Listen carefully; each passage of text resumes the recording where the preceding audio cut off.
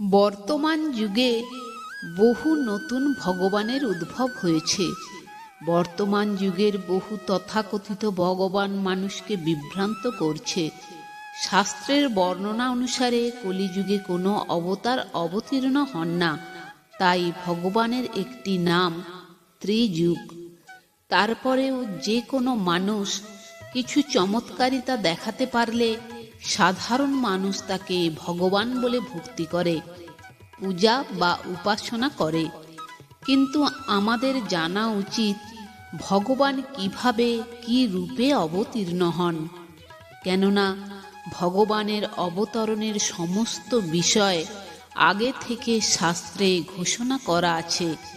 যেমন কল্কি অবতার কলিযুগের শেষে অবতীর্ণ হবেন, কোন গ্রামে কার পুত্ররূপে জন্মগ্রহণ করবেন এ কথাও